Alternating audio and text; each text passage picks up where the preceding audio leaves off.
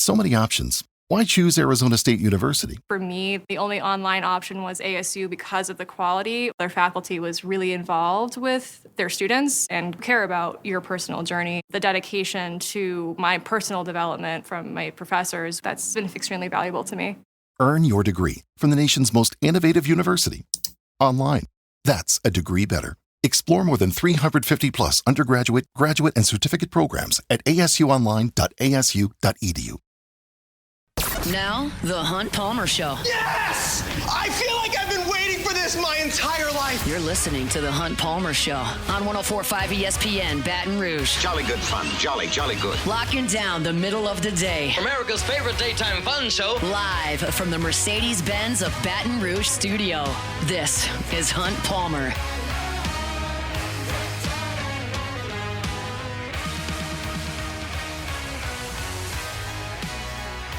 Hour 2, Monday edition of the Hunt Palmer Show. Hope your work week's off to a good start. Going to talk some LSU football coming up here in the second hour, 2:15 and 2:30. We're going to start with the New Orleans Saints. Before that, we go down to New Orleans. Chat with our guy Sean Fazende from Fox 8 in NOLA. Sean, how are you?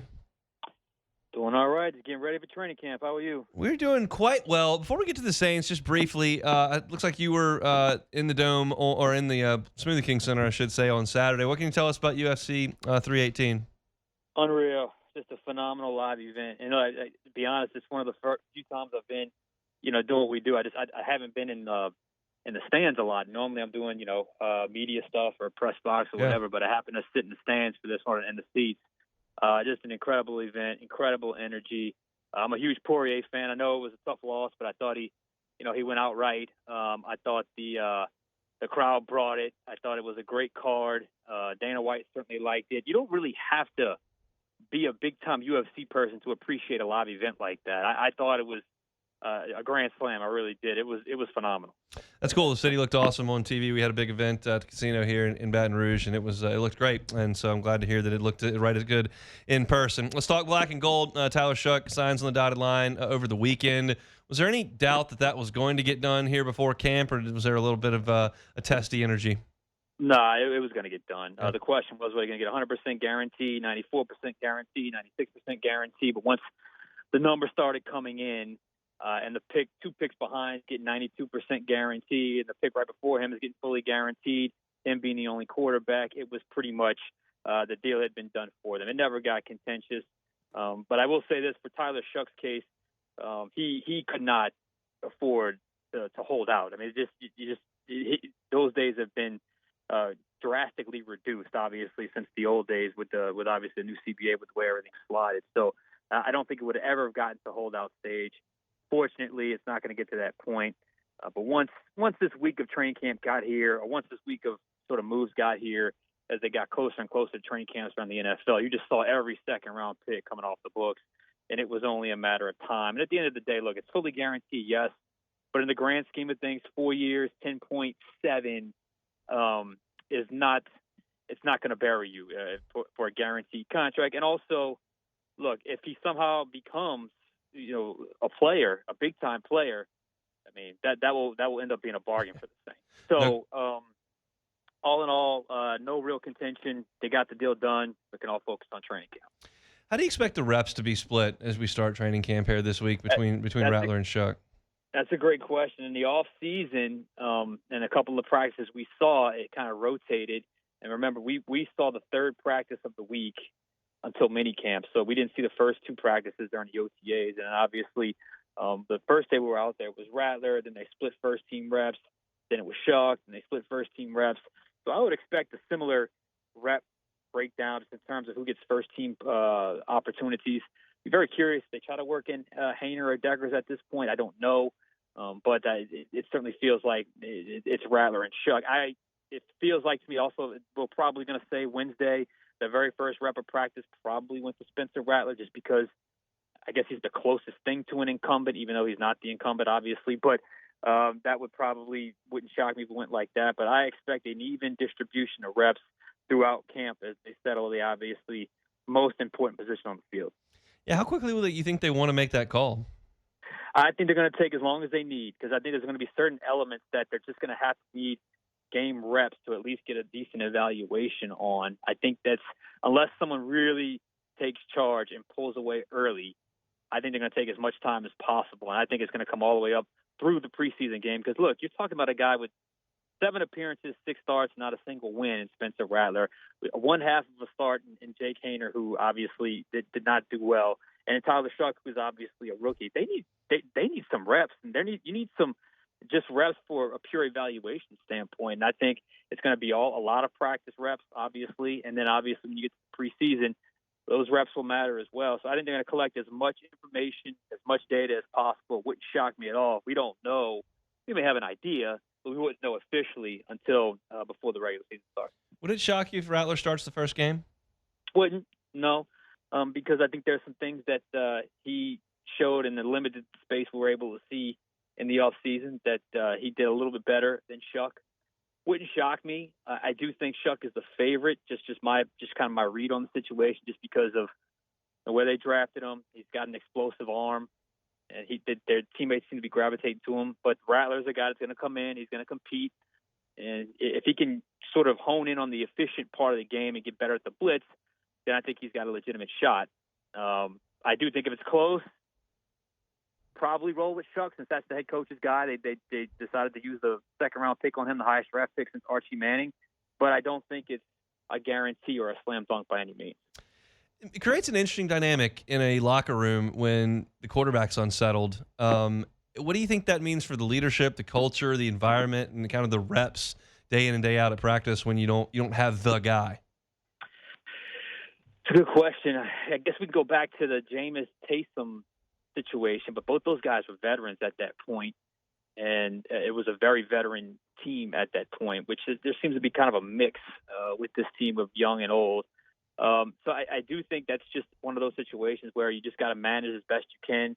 If you're outside of the repetition of the reps from quarterback reps, you got to just do the best you can with what opportunities that you get. From a leadership standpoint, I don't know if you'd like to see one of those guys, because the quarterback is naturally a leadership position, sort of step up into that role and really embrace that role. But sometimes if you do that too quickly, you can rub teammates the wrong way. I think initially it'll be more the trusted guys, the Mario Davises, Cam Jordan, Eric McCoy, Foster Moreau types that will sort of carry the load when it comes to the leadership aspect of it. Hopefully one of those two quarterbacks can really grow into their role. And by the time season starts, gets rolling, they'll be more comfortable in that leadership aspect. I led my show today. ESPN put together a list of the rosters in the NFL and ranked them 1 to 32, and they had the Saints at 32. That doesn't matter, but it is what it is. Does this feel different than any training camp that you covered, or is there one that you can recall that feels like this? This is the first one I've covered like this, where there's just so many unknowns. I mean, look, you still got a 37-year-old head coach who's never been a head coach before and had a really meteoric rise to the coordinator ranks. You just talk about, from backup quarterback to QB coach to OC at 3 different stops with 3 high-end quarterbacks. So you're talking about a lot of unknowns. People ask me all the time how I think the Saints are going to do. I tell them I want to be dead wrong, but right now, I mean, based off what I'm seeing and based off what the roster looks like, and just just knowing football, and when you have a question mark at quarterback, brand new head coach, I mean, it doesn't shock me that ESPN was it ESPN that would rank the Saints roster like that. I don't think it's still to be determined, but I do think there are a lot more unknowns heading into this year than I can recall, just because everything is new. I mean, we're so used to 2 decades of just the Peyton way, even when Peyton wasn't here, to now a totally different way of doing things, just from a cultural standpoint, a practice standpoint, and throwing the fact you have you don't have a quarterback that's won a game in the NFL in your roster. I mean, there's certainly some legitimate questions going into the season. Is there a non-quarterback storyline that you'll be diving into the first week of camp? Yeah, there's a couple. I want to see who settles in at that third cornerback position. You got Isaac Yiadom, you got Riley, the rookie. It could be a spot where another guy comes in at some point if they are able to add before camp. And look, I am ready for this Saints offensive line to be the best position group on the team. I mean, just look at the investment up there. You've got 4 first-round picks and a second-round pick, all under the age of 28. That's kind of put together here for the Saints offensive line. Plus, they're better depth-wise with Will Clapp and Redund and Landon Young and those guys. So I'm ready for that offensive line to take that leap. And if that offensive line can take the leap, the multiplier that could bring, when you talk about stable offensive line, how much that can help the run game, how much that can help young quarterbacks, I think that's, if you're looking for maybe a sliver of hope, maybe that's where it can come from. Because if that comes together, I think that can have a very positive impact on the entire team. Make sure you hydrate this week. Going to be warm out there. Enjoy some football. We'll talk to you down the line. All right, bud. Appreciate it. That is Sean Fazende, Fox 8 down in New Orleans. Appreciate a little bit of time. It's funny how, you know what? That's an interesting kind of thought is approaching the franchise as a whole. Because this time last year, we were looking at this team going, I just don't think the offensive line is going to be nearly good enough. Like, I don't know what Penning is. If he's at left tackle, I don't know what position Fuaga is going to play. He's never played a snap. Like, that's a little iffy. Left guard's up in the air. Going to go with Lucas Patrick.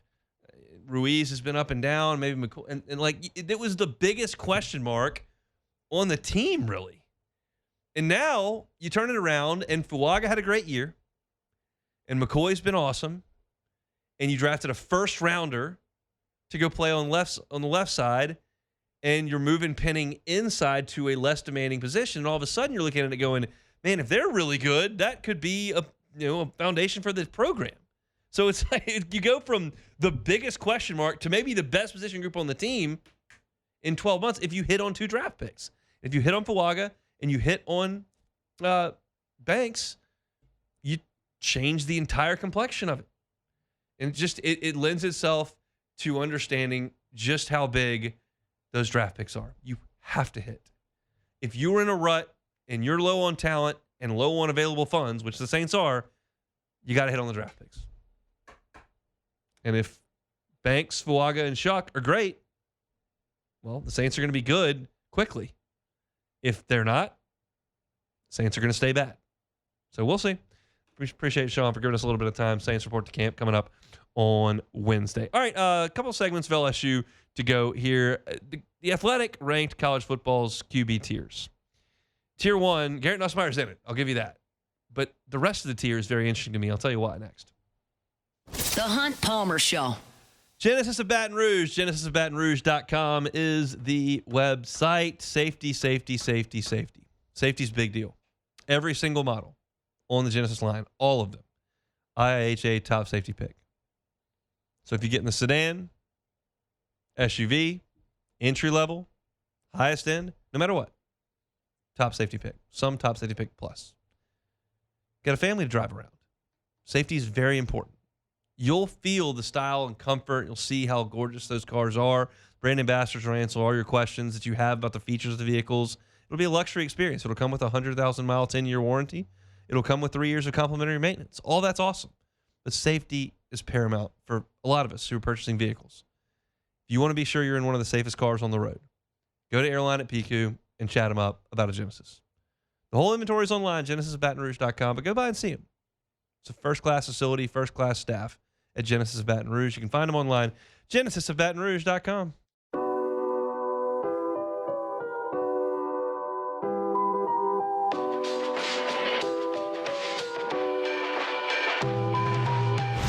You're listening to The Hunt Palmer Show on 104.5 ESPN, Baton Rouge. All right, let's talk a little college football.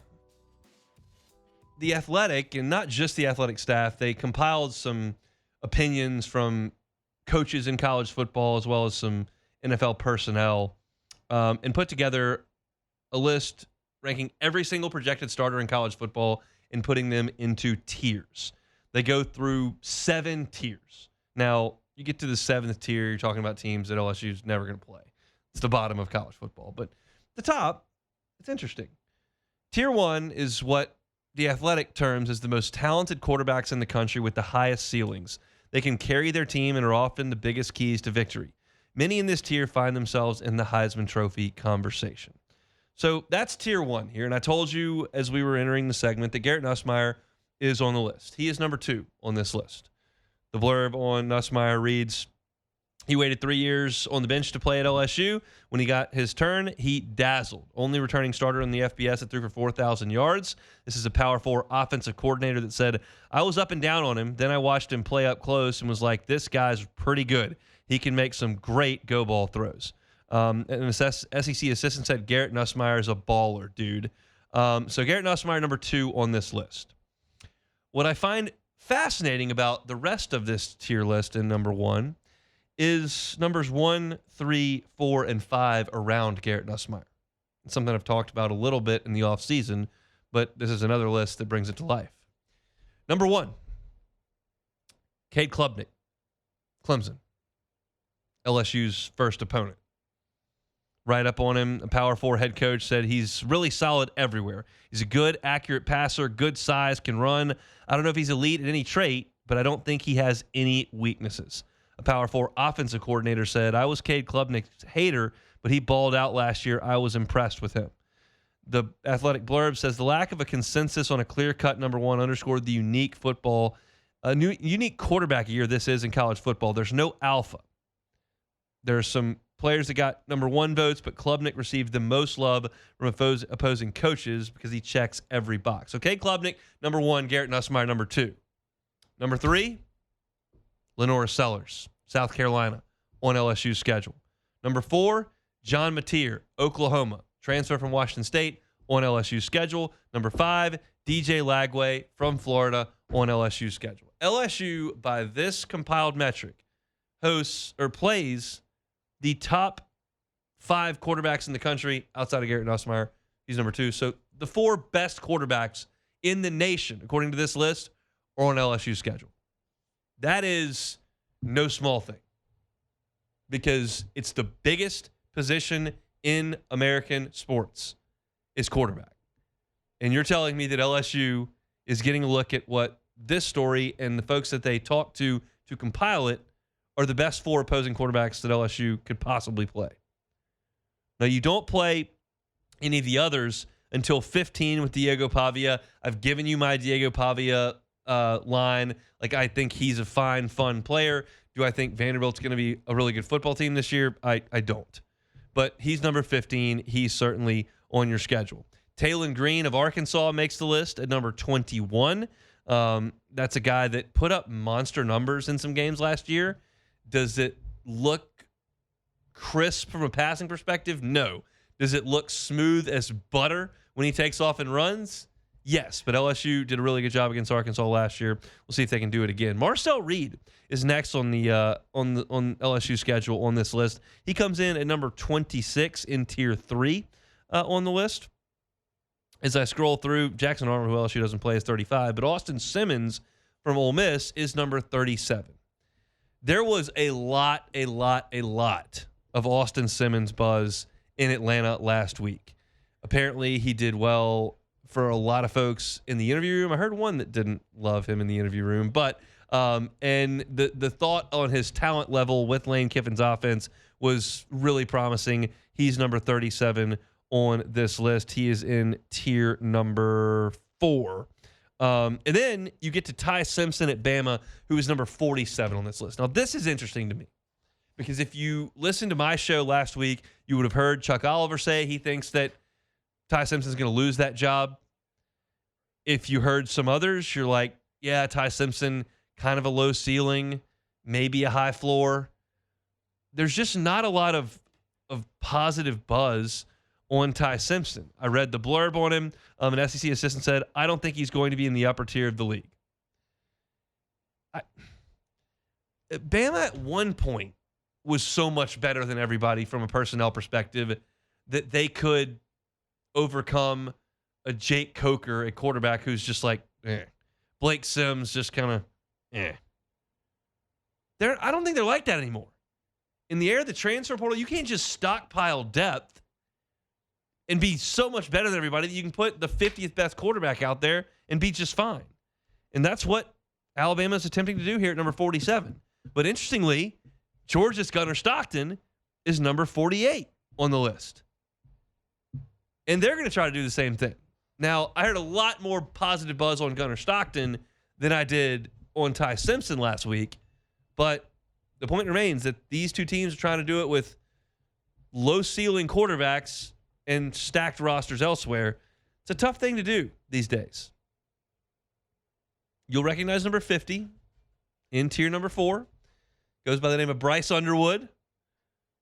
Just a question of whether or not he's going to be the starting quarterback for them, but he's on this list. And then you look at the next on LSU's list. As I scroll through, there was one more. And I don't see it. I thought there was one more. Maybe not. I got to tier 7 and didn't. So the point of the matter is I was to go through and kind of tell you where they think teams are. But when you're LSU and you're told, like, okay, you can only lose 2 games. You can lose 2. You can only lose 2. And you've got to play the 4 best quarterbacks possible. That's a tall task. That's a tall order. And Garrett Nussmeier's task is to prove he's better than them and to go out there and outplay those guys and win. But I can't think of a time where you were going to look at this list and LSU was going to face the toughest 4 quarterbacks in the country in one season, especially one that had as much riding on it as this year does. Because the universal thought in Atlanta last week and in Baton Rouge right now, when you think about LSU, it's you better get it done this year. Is that because your schedule? No, it's because of your talent. And oh, by the way, your schedule has got dudes on it, starting with week 1 on the road. You split the difference between those 4 quarterbacks home and away. You play Klubnik on the road. You play Mateer on the road. Lagway comes to you. Sellers comes to you. But that's a tall task that you got to face. And I know that a lot of you out there, or if you want to be the man, you got to beat the man. That's a very, very overused cliche, and I think it's dumb. Because I think to be the man, you just have to beat whoever's on the other sideline. They don't have to be the man. Alabama still gets a national championship after Colt McCoy got hurt. They didn't take that one away from Saban. Still got the Rose Bowl title, BCS championship. And I'm not saying I need everybody's quarterback to get hurt, but if you let me play the number 58 quarterback instead of the number 1 quarterback in the opener, I'll take the number 58 quarterback. But no such luck for these Tigers. It's line them up as good as the other has got. That's who you got to play. So you can check out that story on The Athletic. It makes me feel better as I'm complaining about playing the top 4 quarterbacks that you have the number 2 quarterback. I like that. That part of the equation I enjoy. The other part, tough sledding. We'll see.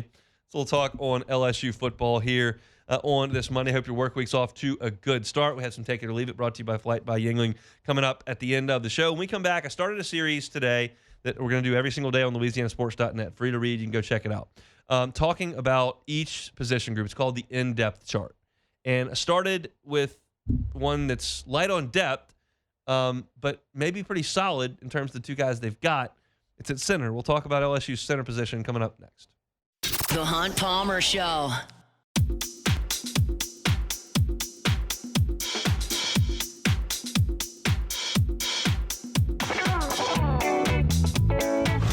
You're listening to The Hunt Palmer Show on 104.5 ESPN, Baton Rouge. Just a quick note here. Wednesday night, I have the honor of being a celebrity, I use air quotes there, waiter for the Baton Rouge Children's Advocacy Center fundraiser at LaBerge. The Children's Advocacy Center is incredible. They help work with young people who have been witnesses to crimes in the home and have a long road ahead of them because of a really, really tough hand that they've been dealt. And it's one of the honors of my year to be able to go there and help. If you would like to help, I've got a tip jar on my Twitter profile. I have retweeted it a couple times. I've retweeted it again. It's at the top if you just search at Hunt Palmer 88. No tip too big or too small. $4, $3, $7, $10. All that is just greatly, greatly appreciated by the crew over there that does such amazing work with the young people in our community. So if you do have time and have the means and can go over, click on the link that is at the top of my Twitter profile right now and donate. I would really, really appreciate it. Everything closes up tomorrow for the fundraiser on Wednesday. So looking forward to getting to LeBears and having a great night there. But if you can't make it to LeBears, you can certainly help out via the internet. So my tip jar online is open for the Baton Rouge Children's Advocacy Center. Appreciate you all for listening and for helping out. It means a ton. So let's talk some football here. LSU just a couple weeks out from reporting to camp, and every year at this time of the calendar, I like to dive into the depth chart and kind of sink my teeth into it and get a real feel for what we're looking at when they report to practice for the first day. And so I write a series called In Depth Chart, which is on LouisianaSports.net, and it goes through every position on the field. And I started today with center. I'm going to do guard and tackle in the next couple of days, and we'll get to tight end, wide receiver. We'll go back to do running back and quarterback to wrap up the offense. But center is very interesting for LSU this year. Last year, DJ Chester was in the middle of that incredibly veteran offensive line. Will Campbell, Garrett Dellinger, Miles Frazier, Emory Jones, just 3 years of continuity starting.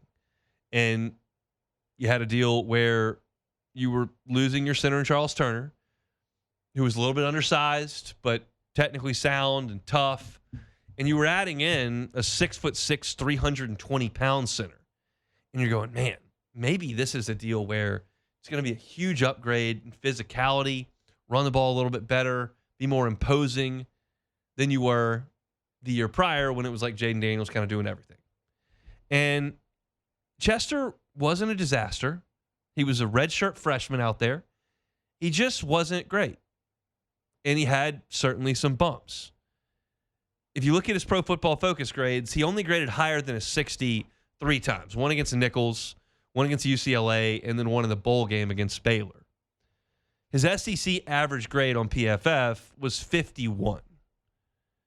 Pass protection, 64.6. Run blocking, 50.1. And it just was an uneven season for Chester. So he was brought in as likely a guard, moved quickly to center, and now he does have a year of playing the position in the SEC under his belt. And that's a good thing. But they brought in competition. They went and got Braylon Moore, and there's a reason for that. Braylon Moore is 6'3", 300 pounds, a little bit lower center of gravity, a little bit shorter arms, but he started 12 games at left guard for Virginia Tech in 23 and 12 games at center in 2024. He did, at center last year in the season opener, allow 2 sacks. That's a bad day at the office for any offensive lineman. But then he only gave up 1 sack the rest of the way. And his Pro Football Focus grades are better than Chester's. 76.9 in pass protection, 65.5 in the running game. 3 of his pass pro grades were over 80. One against Old Dominion, but Boston College and then Georgia Tech, who had a nice year, over 80 in pass protection. So when Moore committed to the transfer portal, I just assumed flatly that Braylon Moore would immediately be the starting center. He's a 3-year college player.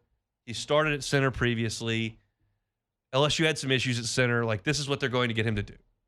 And we go out in the spring, and DJ Chester is taking the vast majority of the steps with the ones at center.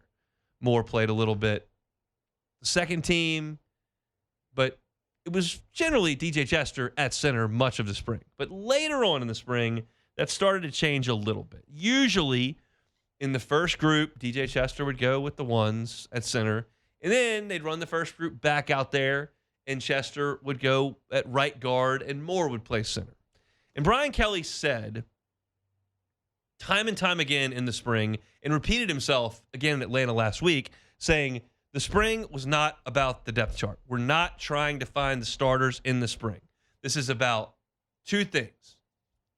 It's about tactical advancement and technical advancement. We want guys to be technically sound in their mechanics, how they're doing things, and we want to have an understanding of the defense and the offense that we're trying to call. So tactical, technical. Tactical, technical. That's what they're trying to do. Not starters, not 2s, not 3s. But they also said in Atlanta last week, we've got to get to our starting lineup more quickly to develop the cohesion, the cohesiveness, to go out there and be at our best in week one. Maybe that's been a bit of an issue.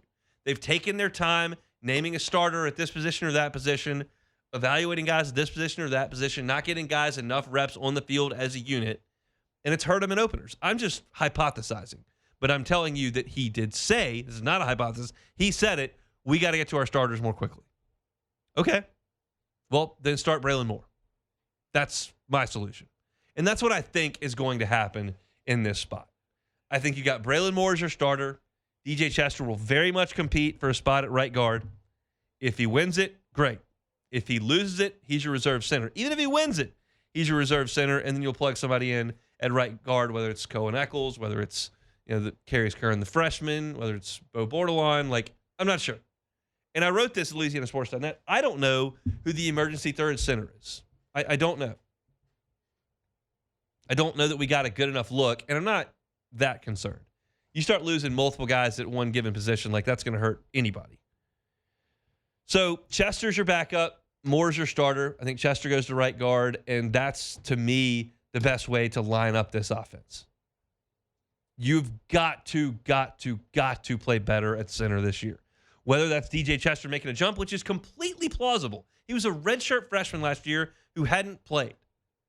Maybe he takes a big jump into his second year. Or Braylon Moore is just significantly better. And look, we've seen ACC Big 12 transfers come into LSU and perform. We've seen them come into LSU and wilt. I don't know. I can't tell you what that's going to be for Braylon Moore. But he's a pretty good player at Virginia Tech. He's got some pretty good measurables. And I think he's a better fit there than Chester, who maybe just is a little bit long and lean for that. Maybe better suited at guard.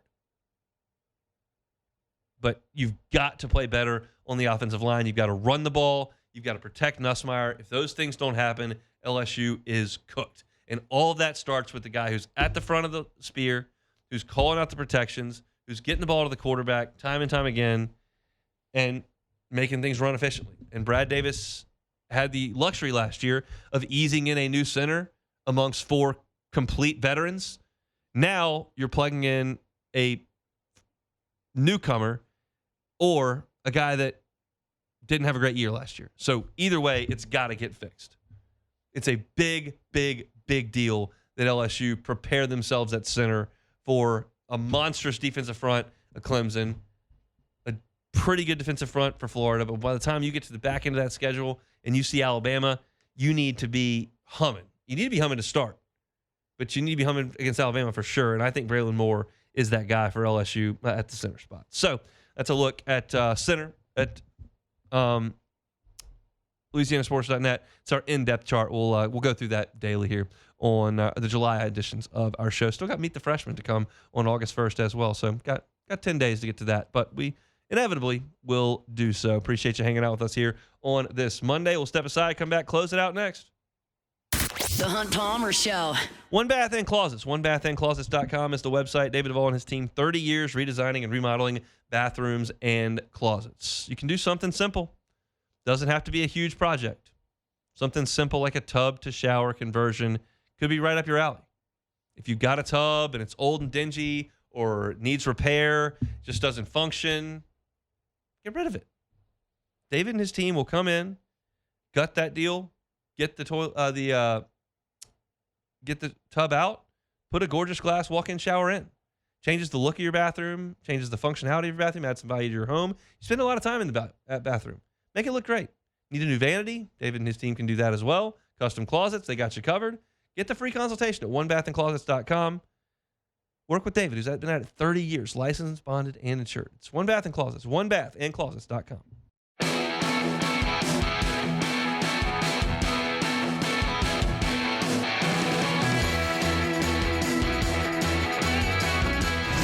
You're listening to The Hunt Palmer Show on 104.5 ESPN, Baton Rouge. All right, back here to wrap it up here on this Monday.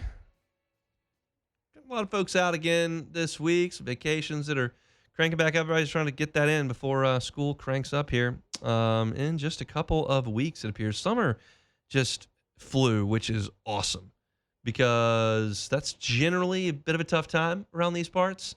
But when the baseball squad gets you through June, transfer portal in baseball, and then media days, like that's how you like it done.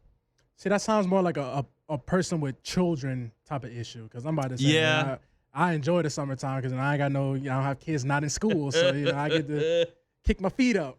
I still got daycare helping me out with that, so we're all good there. I'm just talking like from a content perspective, like man, it can be tough. It can be tough if the baseball team bows out early, but you get through the College World Series in June, and then you get some transfer portal, and then all of a sudden, boom, you got the media days in the middle of July.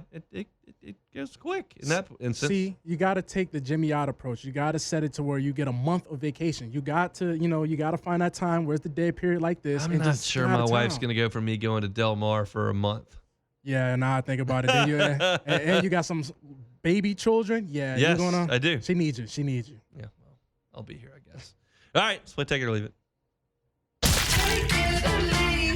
Take it or leave it. Take it or leave it. Presented to you by Flight by Yingling, the next generation of light beer, crafted by America's oldest brewery. Today's hottest stories in sports, news, and sometimes even Hunt's life. The question is, will he take them or leave them?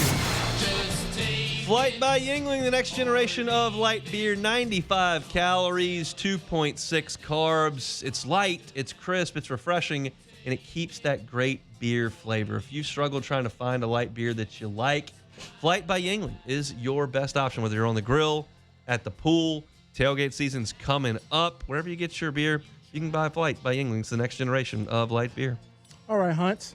You're a Bengals fan, so we got to talk about the Bengals. Huge Bengals fan. Got to talk about the Bengals. So Bengals Director of Player Personnel, Duke Tobin, spoke to reporters on Monday and suggested that those advising Shamar Stewart, are to blame for the ongoing dispute over his rookie contract. So this is what Tobin said, quote, "I don't blame Shamar. He's listening to the advice he's paying for." Tobin told reporters, "I don't understand advice. We're treating him fairly. I hope Shamar comes in. He needs to be here. I would encourage him to be here. He will be a factor for a championship caliber football team. I like to see him, and I hope he's here soon." Will Shamar Stewart ever sign this contract? Take it or leave it. I'll take it. He will. They're just being the Bengals. It's what they do. They pinch pennies. And I understand. We talked about this with Tyler Shuck last week. Like, I understand that it's a business. Yes. I understand that you want to cut expenses and you want to add revenue. That's how business works. But sometimes when you take a player in the first round of the draft, you got to pay that player. Yeah. And that's what the Bengals need to do. They're trying to put clauses in contracts, guaranteed money, all this. No, just it's a slotted pick. Give them the money and get it to practice. I don't. That's how you run a team. You run a team by cutting checks that you need to cut, and this is when you need to cut. And especially at a position of need. You desperately need a defensive end. So University of Memphis has reportedly made a membership offer to join the Big 12 that is expected to be as high as $200 million over the next 5 years. But reports show the Big 12 is not interested at all. Should the Big 12 allow Memphis to join? Take it or leave it. I'll take it. I mean, that's what you are. What makes Memphis significantly better, I mean, significantly worse, I should say, than some of the programs that are currently in the Big 12? Yeah. I don't, it feels like they're in a big city. They've got a market. Pretty regional too. I mean, even though it's not regional no more, but I mean, I guess you could say based on conference affiliation, but like I just don't know that TCU's significantly better than Memphis. Oh, no. It's a different school, it's a private school, and they've gotten to a Rose Bowl, and I get all that, but like I don't know. I think so little of the Big 12. They took Cincinnati. Why can't you take Memphis? I don't know what the difference is there. So I think so little of the Big 12 without Oklahoma and Texas. That's probably on me a little bit there, and maybe it's the bias that I have because my college roommates are Memphis boys. But sure, take them. Whatever. Here's the Big 12. Who would have thought Kansas and Colorado were moving the needles like that? Yeah, in the Big 12, go Jayhawks, rock chalk. So Rory will never. Well, hold on. Let me make sure I'm reading this correctly. Rory McIlroy. McIlroy is not McElroy. Okay. Didn't McElroy play for Bama or something like that? So Rory McIlroy will never win another major. Take it or leave it. I'll leave that. Look, Scotty looks great, and yeah, Rory's only won one in 10 years, but he's still really good. He's still top 10 this week at the Open Championship. He still hits it a ton. He's still got a ton of game. The question is, he's just been a little bit different since he won the Masters. The commitment doesn't appear to be quite right there, and he's admitted that. Like, he climbed his Mount Everest. He did what he wanted to do in golf, but he's still so talented that on a given week, he can beat anybody. Fine, yeah. So he's still young enough. I think that Rory will win one or two more. I'm not saying he's going to rip off four more. Like some people were saying, oh, he's won the Masters. Now he's freed up. He's just going to go get it. I don't know if I feel like that, especially after he didn't win any of the last 3 of the year. But that's a guy that I think absolutely will win at least one more. Can never count him out. Ooh, I know this one pains you right here. The Brewers will never lose another game. Take it or leave it. I mean, I got to take it. I don't know what else I could say. Now. They've won 10 games in a row. The Brewers need to be studied and I think probably kicked out of the sport because this is an organization that allows all of its best players to just walk in free agency or trades them. Closer, I'll get rid of you. Or two aces, Corbin Burns, Woodruff. Yeah, we don't. They just continue to win. They just get rid of all their best players so they can't pay them. They're a small market. And the Cubs, I looked up yesterday. Yes. The Cubs had the best record in the big leagues. The Brewers let all their best players go, and the Cubs had a one-game lead. And oh, by the way, the Cubs lost yesterday, and the Brewers went to L.A. and swept the Dodgers. Yeah. So now they're tied with the Brewers. It drives me insane. You're the Brewers. No one cares about you. No one wants to watch you. You've never won anything. You don't have any good players based on name recognition, yet you have the best record in baseball. I don't understand. It's driving me insane. It'd be one thing if they were like the Dodgers and they just had all these slumping, I know, they're slumping. It'd be one thing if they had all these superstars. Yeah. Name a Brewer. Other than the Miz, I can't. Oh, Freddie Peralta. Yeah, the pitcher. That's about it. That's all I got. Oh, Christian Yelich. I know Christian Yelich. Yelich? Yeah, I know Yelich. He's the star. Yeah, that's about well it. past his prime. Yeah, I couldn't well name. past his MVP years. Yeah. But they just win, and it drives me insane. This is the best the Cubs have played in a long time. Since 2017. It's got to be because. And they're tied because the Brewers won 10 games in a row. And 6 of those were against the Dodgers, which drives me nuts. Those are the games they're supposed to lose. They didn't lose. They didn't lose. But is that enough complaining about the Brewers for this show? You probably just jinxed them. Put it out there like, yeah, they won't lose another game. And look, boom. Streak. It does warm my heart bigly. Yeah. That we're here in late July. August is coming up. Those are kind of the dog days of sports. Yep. And the Cubs are right in the thick of it. So that gives me something every single night that I'm locked in on. Cubs Royals tonight from Wrigley. Fired up for that. When the Cubs stink, like this is a tough month to get through. Like you're going through like training camp highlights, hard knocks, Tuesdays, and like it's tough. Well, it's good to see the 360 because I remember I worked the show when they lost to the Dodgers when they played in like Tokyo or whatever or Korea, and you was pretty down in the dumps about the Cubs. That was terrible. It's good to see you're back in it. Those losses were tough because they were at 5 a.m. Yeah, and I didn't have to. I chose to wake up and get penalized for that. So. Yeah, but the Cubs are playing great. They're a good team. They got to go make some trades, get some pitching. But I'm very, very upset about the Brewers, and as you should be. I texted Luke Johnson about it. He's a Brewers fan. I said, I'm filing a complaint to the commissioner because you can't have the best record in baseball with a bunch of guys no one's ever heard of, and that's what the Brewers are doing. So I don't like that. That's good drafting. All right, that's it for this Monday edition of the Hunt Palmer Show. Take it or leave it, brought to you by Flight by Yingling. If you missed any of today's show, catch it on demand wherever you find your sound. I opened the show. NFL's rosters ranked 1 to 32 by ESPN. Didn't look good for the Saints, but instead of bagging on the Saints, I decided to say what could change the Saints being the worst roster in the NFL. Gave thoughts on that at the top of the show. You can find them at Hunt on Saints on YouTube. Joey Volcho is committed to Vanderbilt now from Stanford, so that means LSU likely done in the portal. Can't close the door completely. Likely done in the portal. At 1:15, I went over LSU's entire baseball roster and what that's going to look like. My thoughts as a first-timer, the UFC 318. Gave you thoughts on that in New Orleans on TV. Scotty Scheffler winning the Open Championship at the end of the hour. Then we really transitioned to football for the entire second hour. Sean Fazende from Fox 8 on the Saints, especially the quarterback spot.